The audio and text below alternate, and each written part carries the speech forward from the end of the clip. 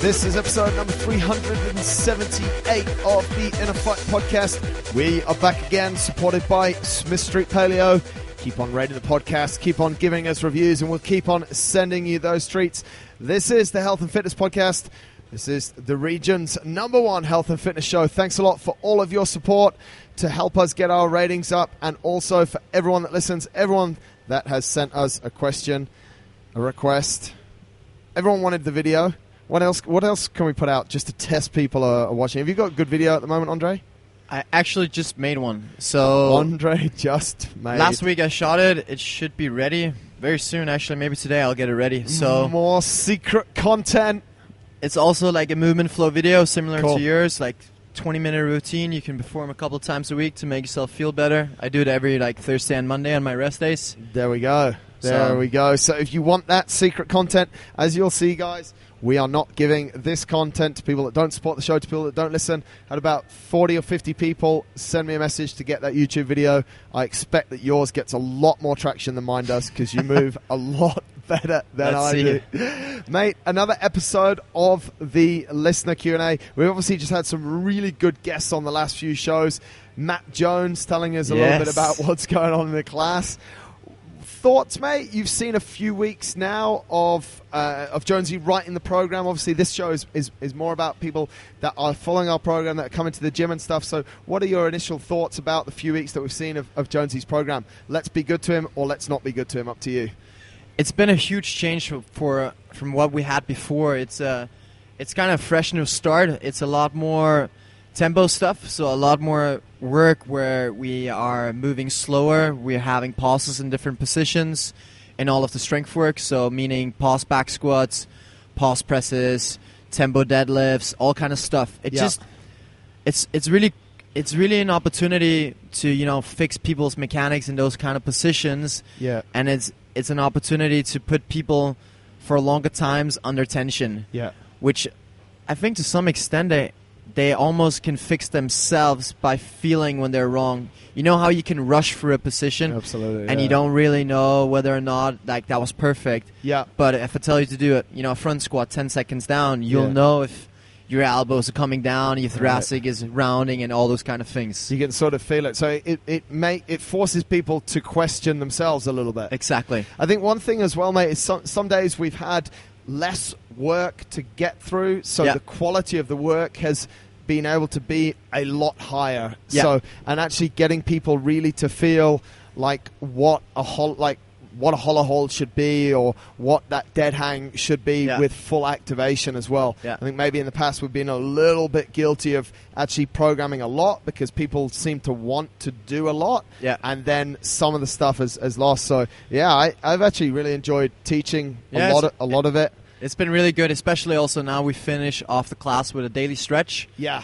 And it seems like people really enjoy that, just, to calm down after a hard workout or a hard strength piece, and, they get to chit-chat a bit. And if they don't want to do it, they just leave. Exactly. And that's fine as well. It just gives them that, good sensation of finishing off in a good way and feeling ready for work, whatever they have heading after. Absolutely. Folks, one thing else I want to outline for you. If you're not getting our 3-minute show that comes out every Sunday, that's something I definitely encourage you to get. There's been some quite interesting ones that we've put together. It's just 3 minutes. You don't have to listen to our boring voices for more than 40, 45 minutes. But we've had some really cool ones there through November. A growth mindset, how to develop a growth mindset, all about sleep, how we think you should sleep better. There was one on Thursday, the 19th of November, which is how to get your first pull-up. Got some really good feedback on that one as well. Then we went into a little bit of the psyche side of things. 26th of November, podcast 373. If you want to grab that one, it's only 3 minutes. Trusting the process, just knowing what you're going through in the process. And then, mate, which will be absolutely essential for people that are traveling over the holiday period, podcast 375 was top 5 hotel workouts. You could do them in your hotel room. You could do them pretty much anywhere.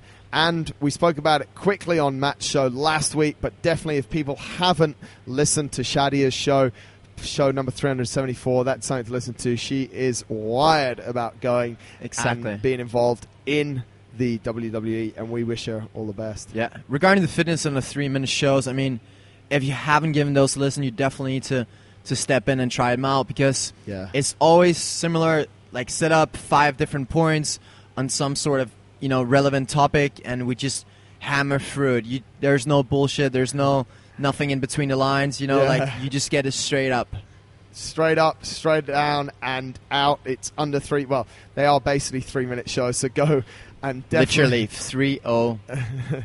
Sometimes 3:03. Yeah. Sometimes 3:04. If there's not a lot of focus, it might be 3:01. We're nearing the end of the year. We're rounding out the year with the shows. We've got a couple more for you. Got some focused topics coming up to round out the year, and a Christmas and New Year special. We want to know for next year, we're already planning that, what you guys want. We're lining up some new guests, so we want to know what kind of stuff you want on the show. We've done quite a lot in the last few months of this listener Q&A. We're going to jump into another one today. Is this the kind of stuff you want? Well, what do you want? Talk to us through the channels, through Instagram, however you want to speak to us. Just let us know what you want.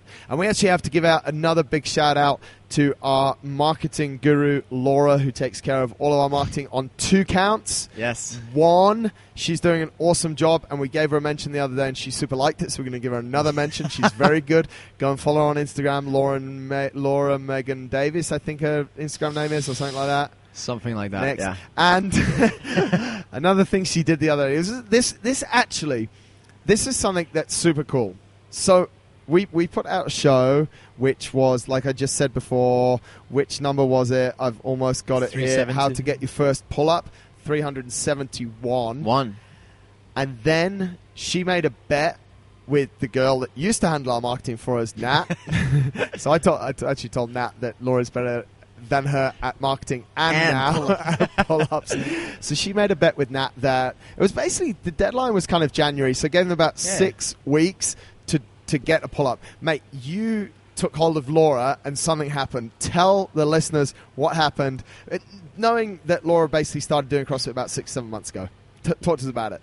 Yeah, well, actually both of them came up to me and they told me that they wanted to get their first strict pull-up, and we just ran through, a few exercises. Actually, the exercise that we spoke about in the 371. Right. And they have been doing the rest of the work. They've just been putting in a few sessions a week, practicing those different holds, static holds, dynamic pulling, those kind of things. And then the other day, after the class workout, she's like, "Oh, can you film me? I'll just actually give that strict pull-up a go." Yeah. And she just did a perfect hollow body strict pull-up. It was pretty insane. I actually thought, mate, and I heard this. Yeah, this is bad. It was literally 4 or 5 days after she told me about the bet, and she was like, "I just can't do it at the moment." And I wrongly believed that she couldn't. So I was like, okay, yeah, it's a bit of a train smash. She genuinely can't do it.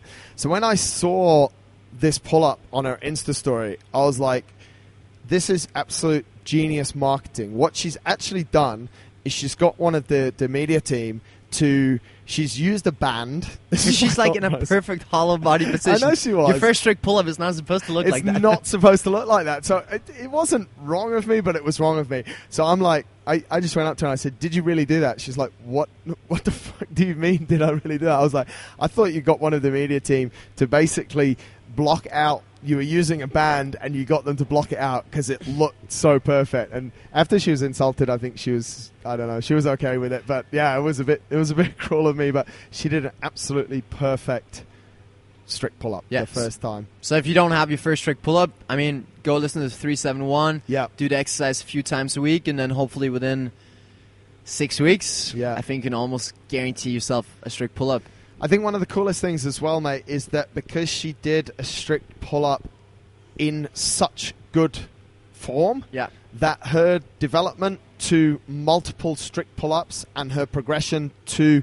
Because what you have to understand here, folks, is that the progression is then to kipping pull-ups, it's to butterfly pull-ups, it's to chest-to-bar pull-ups, and believe it or not, it's eventually to muscle-up, chest, bar muscle-up, and ring muscle-up. Yeah.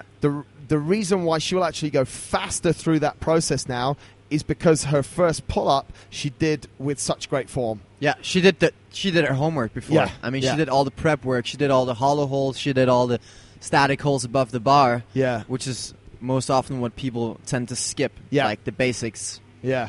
So if she continues to keep the basics going and adds in more strength, we can expect to see that. I wonder what what would you put as a coach and as pretty much a specialist gymnastics coach that you are, from one strict pull-up to muscle-up? How long is it going to take her? First of all, that depends on how much work she's willing to put in. Right. Like how much specific work she's going to put in. Because I can put this together for her 2018 KPR related to her salary. I think 2018 would be possible. It would be. But like I would say, what would it look like though, mate? Like, let's extend from the conversation that we had in that Fitness Under 3 Minute show about the pull-up. Let's just extend it, because I think people, this is something that's interesting for people. I think goal number 2. So let's say the end goal is a bar muscle up. Yeah. And right now we had 1 strict pull-up. I would go from 1 strict pull-up to maybe 5 strict pull-ups. Right. Once you get 5 strict pull-ups, I'm going to be looking at kipping pull-ups. Okay. Just so we make sure that we have, the strength of the tissues and all that. Going into kipping pull-ups, once we can do 10 kipping pull-ups, we can look at kipping chest to bar pull-ups. Right. Once we can get, let's say, 5 or 10 kipping chest to bar pull-ups, then we can start looking at bar muscle up. It just requires first of all, a lot of strength, like in your connective tissues and obviously muscle-wise, but like it's just about preparing. It's quite easy to make people do their first bar muscle up if we make them chicken winged and just look awful. But to get that first like real good-looking bar muscle up that's going to be safe and sound, and is eventually going to lead to 2, 3, 4, 5, 10 bar muscle ups, then we need to do all the basics just like she did for her first strict pull-up. Yeah. And that's where people kind of tend to, I don't know if you can say jump the gun or whatever, but they get that feeling of, getting pushed over in the first bar muscle up by chicken winging it and hurting their shoulder, and then it's going to be very hard to pick them down and say, listen, you didn't do all the basic work and now we need to go back and do all that. Because they already had the feeling of I could do a bar muscle up, and now this douchebag coach is telling me to go back. Like, I need to go back and do my kipping pull-ups first. But breaking it down, there's some quite important and interesting milestones there. So we've gone from 1 pull-up December to 5 strict pull-ups. Okay, if we looked at the year, so that's stage 1. Then we went to kipping. Then we went to chest to bar. Now so there's about 4 different stages. So if you broke 2018 down, 2 months per station. 2 months per stage. I wouldn't rush it anymore. Just due to the adaptations it will take. Like, but it takes time to build. Like, that connective tissue takes a really long time for it to adapt and strengthen. Even though your muscle tissue, like, it adapts a lot quicker. Yeah. So you just need to be more patient with that stuff. But if you think about it, though, mate, and this is the point that I'm getting to, if she was to do, if we take Laura as this situation, and she might want to be the pilot, study the little lab rat, as we'd say here, vegetarians don't like that, but still, we'd say, okay, you're going to do 3 sessions a week after your workout. It's going to be about 20 to 30 minutes, that's all. Max. This is how it looks. You've just listened to the show. We're going to break it down like that. In 1 year's time, you're going to be able to do a bar muscle up. How many people have potentially been a regular gym user / class attendee, be it in our gym or other gyms, that have wanted to do a bar muscle up or a ring muscle up for a period of time longer than a year? Most. A shit ton. Yeah. Really an absolute truckload. Whereas if you just went through it like that in that simple sequence, and just making it like, it's going to be 20 or 30 minutes after your class 2 to 3 times a week. Yeah. End of 2018, you'll have bar muscle up. Wow. That would be super cool. But it's so doable, though. But it comes down to, I feel like it's our responsibility as coaches for sure to educate clients to understand that process, because I think where it goes wrong is when we celebrate those chicken wing bar muscle ups, when they can't even do 1 strict chest to bar pull up, and then they get their first half kipping chicken wing bar muscle up, and everyone celebrates them. Like, it's not to take anything away from those people, but no, absolutely, it's just that movement is not healthy for your shoulder, first of all, and health should be number 1, and safety. So we can't celebrate that. It's not like we're gonna go up and say, listen, that was complete crap, and I never want to ever see you in the gym again. It's like, actually, that's the right thing to do, is what we're saying. We want to know from you. This is not a one-way show. This is a two-way show, guys. We want to know from you. What would you rather have? Would you rather us celebrate for you when you do something badly, but you get to the end goal, and it's ugly and it compromises your health and it doesn't promote longevity and the ability to do multiple reps of that movement? Or would you like us to slow you down and say, just do it like this? Just do it like this. We want to hear from you. Let us know. Don't forget, Andre will send you a secret video that he's put together. He has a brand new video that's coming out if you send him a message or send us a direct message. winning@innerfight.com. We'll send you the video. Send us a message on Instagram, Facebook, YouTube, wherever you want, and we will get that video over to you. That was Laura's pull-up journey. Let's jump into a few of the questions, mate. What's jumping out at you? What do you like the look of first there? We got about 7 or 8 good ones to get through. There is one for you, and it's about a video you recently posted on your Instagram. Yes. Marcus, you recently posted a video talking about your goals for 2018. What makes you come up with such extreme goals? So I guess they're talking about, tell us about what is the goal first of all, and then tell us how you came up with it. I want to answer the first part, the second part first. I have a lot of friends that are idiots. And that's harsh. I don't mean that, guys. I'll answer the first part. The goal for 2018 is to race 4 ultra cycling races on 4 different continents. Each race is fully self-supported, over 1,000 kilometers. They average 1,000 kilometers. One race is a little bit less, but one race is a little bit more. 4 different continents. First one's in February in Oman. Second one is in Corsica at the end of April. Third one is in Peru at the end of June. And the fourth one is in Asia. And the date is not yet released, nor is the country. I know the continent is Asia. Okay. What makes you come up with such extreme goals? I don't know is the answer. I look at things and I sort of have a decision-making process and I ask myself different questions and I'm like, that looks really cool. And I just say, okay, I'll do it. I don't have a bucket list. I don't want to, right now, I don't have any desire to do an Ironman before I'm 50 or before I'm 40 or before I'm 60. I don't really care about that. There's nothing that's on a serious timeline. I don't like to put pressure on myself in that way. I just have a deal with myself that every year I'll do something that takes an incredible amount of focus, physical, mental, energy, and sort of tolerance. And this goal kind of ticked the boxes for 2018. The guys called me up and they said, we've seen some of the stuff you've done. Can you race in our races? And pretty much it was on a Skype call, and within about 5 minutes, I basically said yes.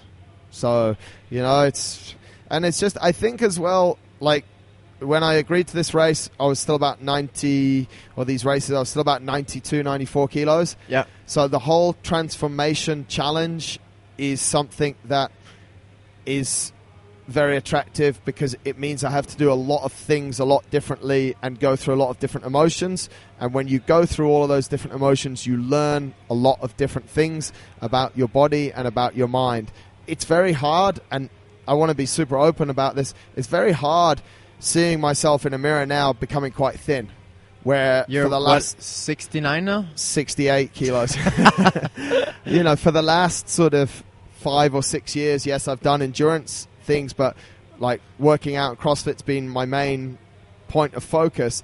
And to lose so much size in my upper body, it's like you sort of you just see pictures or you catch yourself in the mirror and you're like, holy shit, I look sick. A lot of endurance athletes look ill. They just constantly look ill. And during my training week, at points, I look ill. And that mentally is very hard to deal with. Yeah. It's incredibly... It's as hard to deal with as someone who's really struggling to lose weight. So I'm going through exactly the same emotions that everyone else is going through, and that's where we're able to learn. So it's not that... It's not that I'm like, oh, this goal is super extreme, I'll do it. I think there is a little bit of that, like, for me to race I've raced a few sort of 200, 180k cycle races. I mean, mate, this is a whole new step. This is 4,000 kilometers on a bike. Yeah. Everyone pretty much knows that you did Marathon des Sables about 2 years ago? Yeah, 2015, yeah. And that's a massive goal, but this new journey is something different. It takes, you can essentially train up for Marathon des Sables, 4 or 5 months ahead. Correct. Yeah. Like this biking race, it doesn't seem like that's 4 or 5 months of practice. No, it's not. That's year. And that's why to do one race would have probably been a smart decision. But when I looked at all the races and where they were, and then I thought, there's actually this thing in ultra racing. That's where I got the idea from. In ultra racing, there's a grand slam of ultra marathons. There's a race across the Atacama Desert, the Gobi Desert, the Sahara Desert, and some piece of Antarctica. Yeah. So, and it's called the Grand Slam, and it's very hard for people to do it because ultra is really hard on your body. Like, it's ultra hard. It's ultra hard. Literally. I don't want to I want to give you an example rather than telling you how hard it is. When I finished one of my first ultras, when I went into that ultra, I could back squat 185 kilos. When I'd finished that ultra, I could not back squat 60. Within 2 weeks of it, I couldn't back squat 60 kilos for 5 reps. I failed.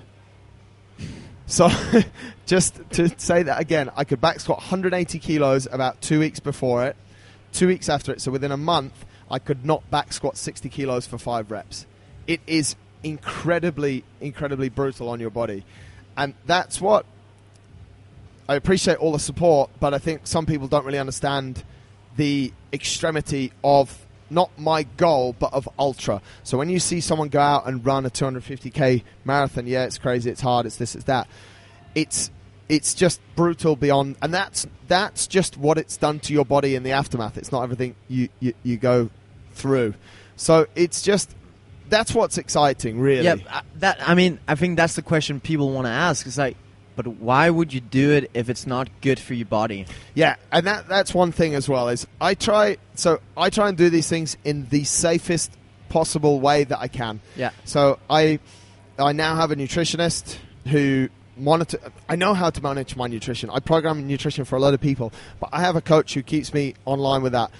I now test more performance markers than I've ever tested in my life. So sleep quality, general feeling, mental attitude. I have a whole list that I have to fill up every single morning. Okay. Along with heart rate variability, training stress, which Training Peaks calculates based on all my data. So literally, I constantly have Training Peaks open. I have a cycling coach who looks at my cycling, looks at my performance in cycling. So what I'm trying to do is I'm trying to do it as safe as possible without compromising my health. Yeah. Which actually makes ultra becomes, and it starts to almost take over your life. There's not a minute that you don't of the day that you don't think about it. Whether it's for running, testing the shoes, testing the equipment. For this, biking, I have to get a new bike. All of this. It's absolutely addictive. And there's so many moving parts that every day it's almost like training for CrossFit. It's like, yeah, but I could do more gymnastics. What should I do with that? How should I do my nutrition? Go back to one of the biggest questions we get. What's the optimum body composition for a CrossFitter? Yeah. Who knows? But we constantly try and break it down. So that's why I do it. And the sense of achievement is something I don't want to just do stuff that I know I can do. I don't really... Someone asked me if I want to go and do another Marathon des Sables. That doesn't really... Right now, that doesn't sort of feel like a challenge because I've done it. Yeah. I can do that. And some stuff I do. I do my 50k run every year just to prove that I can still run, to prove myself and to test myself a little bit. But I think the main thing here is it's just so many moving parts. It's so different. And it's actually bloody good fun. I'm going to see 4,000 kilometers of the world on 2 wheels. That, to me, is a really interesting way to do it. So, would you encourage other people to do it? Yeah. Funny you should say that. Actually, I have. I've managed to get a few people to sign up for a couple of the races. A few guys from our endurance side that have signed up. And this is the thing, these races are not for extreme fools or for extreme athletes. They're actually for everyone. Anyone can generally do it. You could train. I could start training you now, and I could have you ready in 2 or 3 months to ride 1,000 Ks. It might take a little bit longer than maybe what I'm planning to ride it in. You might actually be a lot quicker, but it's just the time. You have 5 days to finish this, so it's actually only 100 Ks a day, 200 Ks a day, which if you're going to ride for 10 hours a day is only 20 Ks an hour. It's super slow. Like, or not super slow, but it's not fast at all. No. Most people that go out and ride at about between 25 to 30 k's an hour. So you're riding 20% slower than them. And I know you're doing it for 10 hours, but I would absolutely encourage people to do it. I'm trying to get as many people to do these races as possible. Why? Because I know the benefits of them. Not everyone is going to do a ultra marathon. Not everyone is going to get that learning. But somehow cycling is a little bit more tangible and achievable to people. So yeah, absolutely. I'd really, whether I'd encourage people to do 4 races in a year if they haven't raced before, probably not. Whether I'd encourage people to, you know, I don't have a goal like a lot of people, you know. I want to do the races as fast as I possibly can. Yeah. I want to finish the first race in Oman in under 3 days. Like, that's what I want to do. I want to ride about 400 Ks each day for the first 2 days, and then I want to just finish it off on the third day with 200 K. Like, that's how fast I want to try and do it. If I can't, if it all goes wrong and I come home in 5 days, I come home in 5 days. But we have some people going into that race that are just going to do 200 Ks a day for 5 days. You know, so, but it's crazy, and to put these things together, you know, take a lot of those components as well. And I think a massive shout out, like, my family support me a lot. Holly obviously deals with a lot. Like, imagine going home and saying, right, this week's training is 7 hours on Wednesday, 4 hours on Thursday, 7 hours on Friday. Friday's supposed to be a weekend. Like, and I have a job next to that also, by the way. And I'm trying to run 2 businesses. You know, so to have her supporting me and to have my parents, obviously, my dad just, you know, I'll send him a message. I'll say, he'd say, how's training? And I say, we did 300K today. He goes, yeah, I remember when I did 300K. It wasn't that bad. So, dude, you know, he's like, how was he climbing the mountains? I was like, yeah, it's cool, Dad. The top speed was 85 today. He goes, yeah, I think the highest I went was 84, so you're not doing too bad. It's like, and then obviously I have, for the first race, I have Volvic on board. They're a major sponsor for me, and they support me to make these things possible. They take care of a lot of the PR side for me to make sure that we can spread the story. And, you know, the reason why we spread the story as well is to try and inspire people to do it. Yeah. Like, you asked, is other people doing it? And I took one guy to the mountains and rode with him for 2 hours one day a few weeks ago, and he signed up for this race. So and I know that his life is just going to get so much better because he signed up for this race. So what is the big learning? I think that's the most important question. What is the big learning from doing ultras or just setting big goals like that? It can also, like, it's hard to wrap it up in 2 or 3 points, mate. But I think it forces you, if you're going to be successful in ultra, it forces you to adopt a growth mindset, a can-do, a positive mindset. In every situation, I see a positive. Yeah. I don't see it as okay, I have a puncture. I can't sit on the side of the road. Immediately, I'm starting to think about how I fix it.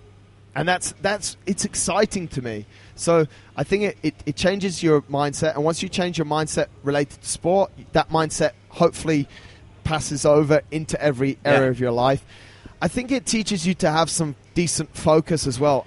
We're talking about it before with Laura's muscle up things. I really, really hope, the more we talk about this, I really hope she does that. Because it's easy for us to sit and say you're going to do 3 sessions a week for a year. It's easy for me to sit and say I'm going to ride 4 races over a year. But you have to wake up and focus on the process every single day. I wake up every single morning thinking about these races. Like, what can I do? You know, same as I wake up and I think about my business, my family life and everything. I wake up every single morning thinking about these races. So it's like it gives you such good focus on what you're doing. And then it tests your ability to follow through. Because talk is cheap. You know, we release it and everyone's like, oh yeah, great, you're going to do this, you're going to crush it. It's like, I really appreciate that support. But I've done nothing yet. I've just ridden my bike a little bit, you know, and it'll come, but it puts you in a situation where you have to follow through. So once you set a goal, you do put yourself under pressure. I have to deliver. I have to deliver for every single person. I have a responsibility to every single person who wrote a comment on my video, to every single person who sent me a message, to every single person who's taken the time to if you like, double tap it on Instagram.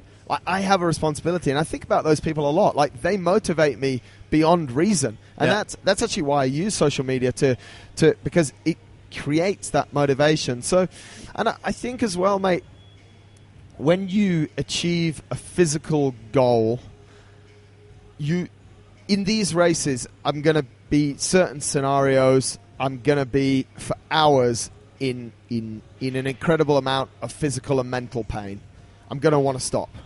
I want to stop at some times. It's not, people say it's easy for you. It's not fucking easy for me. It's as hard for me as it is for anyone else. Yeah.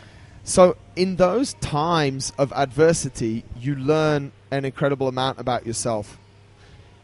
Since I've come back from Marathon des Sables, and since I went through that sort of 2.5 to 3 years of ultramarathon running, there's nothing that's come up in my life that has been as physically or mentally painful as what I went through in those 2.5 years.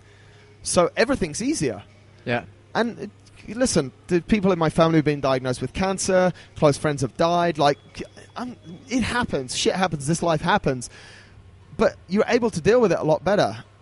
It's crazy, and a lot of people think that I'm speaking some other language right now, but it's absolutely true. It doesn't mean I'm not emotional. It doesn't mean that I don't feel like gut-wrenching when a family member dies, or someone has cancer, or someone's in a bad accident. Like, I feel that in my stomach as much as you do, but I can tolerate it. I'm not at the end of the race. I've got a blister and I've still got 100k to go. It's gut-wrenching. It's painful. It's awful. That's all these things are along the way in life. So you that's a little insight to how I see it and the benefits that I see of doing it. In the immediate aftermath of coming back from a big race, everything in life is easy. Everything. Nothing's hard at all. If you've slept for 7 hours in a bed, it's like the best sleep you've ever had. I'll wake up at 4 o'clock, I don't give a shit. I remember queuing in the middle of the Sahara. We queued for 6 or 7 hours to get our equipment checked. It was boiling hot. Boiling hot. Imagine, and there was nothing to do. I couldn't check Instagram. I couldn't send emails. There was nothing to do. Imagine my headspace when I got into a queue the next time. I hate queuing, by the way. I really hate it. But imagine where my head was at. I was like, there's only 10 people in this queue. This is pathetic. This is the worst queue I've ever seen. It lasted like 20 minutes and it was done. I know how to queue for 5 freaking... You know what I mean? Yeah. So it's all perspective. It's all perspective. So, yeah, that's a little bit of an insight, and that's cool. Answers the first question. I really think that answers it. Sure. That we've got there. Mate, I actually want to jump to Tarek sent us a couple of questions. I like the second one. Yeah. And I want to get your thoughts on this. With increased emphasis on stretching post-class, will we see warm-ups generated or geared, I guess, towards adding mobility movements? For example, instead of warming up the snatch with a barbell, do banded pec openers. I think we do this. We... Probably not as much as we could. Recently, we have started to do more of it. Yeah. And I think for sure that we'll see more of it in the class programming. It's a lot more... The class program now is made a lot more openly, or in a lot more as a teamwork. Like, Matt is the main driver behind it, but he shares his thoughts with us, and he asks for feedback from us, and I will definitely make sure that I'll put my thoughts on pre-mobility warm-ups for example, the lifting classes. I think at the end of the day, the client himself or herself are responsible of taking care of the mobility work. So if you sign up for a weightlifting class and your shoulders are stiff as a door, or I don't know what to give us an example, then show up 10 minutes before and do your mobility work, and you don't know what to do, then speak to me and speak to one of the other coaches, and we'll give you some stuff. Because the problem is that the class programming always kind of have to be designed for the masses. And essentially most people should be able to do a snatch, and if they can't, then you need to make sure you get the work done. Because if I show up in a mobility class, like a weightlifting class, my shoulders are already freaking mobile. If I spend 10 minutes doing banded openers, Right. my shoulder's going to freaking pop off as soon as I get a barbell overhead. Yeah, so yeah. I think it's an individual matter. It's such an individual thing. It's a little bit of a double-edged sword as well, because we understand that something like snatch or clean and jerk, the movement pattern with the bar and the awareness of where the bar is paramount to being successful in this movement. Yeah. So if I spend 15 minutes with you and we have 20 people in a class, or even if we only have 10 people in the class, but like you said, I have someone that has super tight shoulders, we have such a wide variance of population. Some people actually don't have mobility issues, but they have a problem of figuring out how to hold the bar properly and how to get the bar overhead. Yeah. So I think it's, to answer the question here, Tarek, we try and mix it up, and it's a little bit of a double-edged sword, and the nature of a class is that you have a mixed population and you're never going to please everyone. Yeah. However, we noticed that, and this was probably about 3 months ago when we noticed that doing a barbell-specific warm-up for snatch every single class that we had snatch in was not giving us the results that we wanted. That's why we started to make changes. Yeah.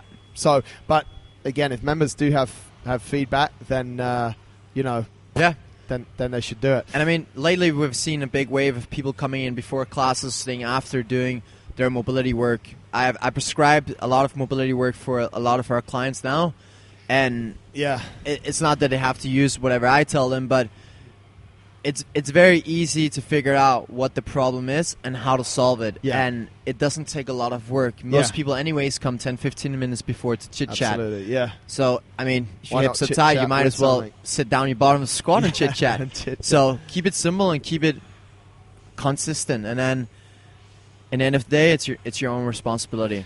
Mate, this one I also want to hit you with is I want to keep better track of my training so that I know my scores on different benchmarks and other general numbers. I mean, I know I'm a nerd for this, but Training Peaks is really endurance related. The question here is, how do you guys go about tracking your sessions? What do you do? Because you feed back to your coach. Yeah. How do you manage all of that? My feedback through my coach is through a WordPress blog. Okay. Where there's an automated email that's sent every time I make a post. Right. So every night before I go to bed, I update my training with results from every session. Yeah. With like daily feedback on how I feel. Got it. All those kind of things. As soon as I post it, automatically an email gets sent out to him with the results, and he'll give me feedback on that. So I have a WordPress blog with all my results. Okay. But I know from a lot of other people, some are kind of old school, just like to have it in a handwritten blog. They can just fill it out every day, and I guess I also really like that. Like I kind of wish I had more time to do that. I've not found in CrossFit a system that is much better than either just making notes on your phone or in a notebook. Like, because it's so constantly varied that it's you just can't, and the metrics are so different. So that's my thoughts on it. I think for a lot of people, maybe just a notebook is great. Get a really nice moleskin notebook. Yeah, they're super cool, and just make your notes in there, or just I actually have most of my CrossFit training on Evernote as well. Yeah, so then I can flip back and get it. But I don't know, for endurance, 100% Training Peaks is the way to go. That's absolutely where it's at. And it actually, I mean, as I say before, it's something that I have open constantly on my my laptop, and I have absolutely everything. You can even put your daily metrics in there. But if you're looking at stuff like daily metrics as well, there are actually a load of different apps that you can track it, and that will over time give you nice graphs to show exactly what you're tracking. So it kind of depends. As a final thing on this question is, I would say to people, it depends really what you're looking for as an outcome, as to what data you're inputting and what you're putting into things. So you really need to know where you're going. Like at the moment, for me personally, I really need to make sure that my recovery is on point. So I'm tracking really a lot of recovery measures: sleep quality, mental focus, the mental readiness, heart rate variability, heart rate, like absolutely everything at the moment, because that's all related to recovery markers. So do I do that all the time? Absolutely no. But will I for the next 12 months? Absolutely yes. Yeah. So, I think that's a little bit, it depends a little bit, but for CrossFit, I don't think there's any, I haven't found. I think a final thought on this would be, if you have that Moleskine notebook or you have it on Evernote or whatever you use, have one free document where you've listed down all the weightlifting movements, you have listed down all gymnastic movements, and you have a list over, what can we say, engine testers, sort of like 30-minute max cal test on a bike, 5K row, 2K row, 1K row, 1-minute row, whatever, all those kind of different things, and like all the benchmark workouts, Fran, Isabel, open workouts, etc. Yeah. And then you make sure you have like maybe let's say 10 columns for each. Yep.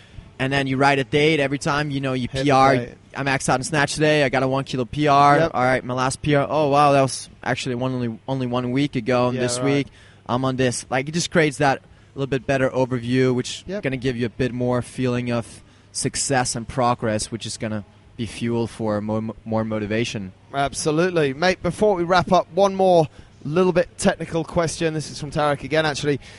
He says, how to know when to scale up to build strength in moving a heavier load, or scale down to offer increased intensity through volume. Example, Fran is a lightweight but super intense. But if you stick to 95, i.e. white or grey zone, which is not absolutely correct, we'll break this down in a second, how will you build up to 115 for heavy, Fran?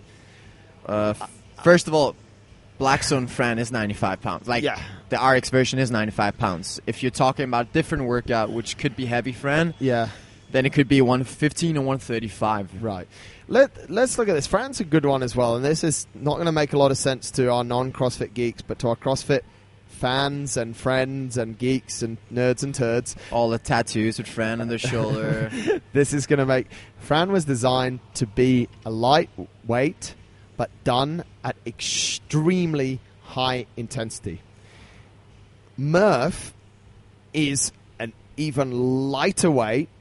It's going to be at intensity, but the intensity is different because the time is a lot longer. Yeah. So it really, I think the simple answer to this question is, you know when to scale up based on the workout. Yeah. The workout is the workout, and you would never... Okay, sometimes you might scale Fran. I have done heavy Fran or strict Fran, I think, once, which is 115 or 135 pound 135 thrusters and strict pull-ups. It was hard as hell, but no, I had not even as close as, even vaguely close feeling of intensity that I have when I do regular Fran in sub 5 minutes. So that's really... Yeah, I think that's wrapped up pretty well. If we're looking at specifically, if Tarek wants to do heavy Fran and wants to be better at heavy Fran, well, then maybe it needs to look at, what is the limiter in your heavy Fran? Is that the pressing, the squatting part, the briefing? Is it your engine that shuts down? Is it your briefing mechanics in your thruster? Do you need more strength for it? Is it just because your angles are too stiff to position yourself correctly? Yeah. It's a lot more complicated than how should I scale up or down? Exactly.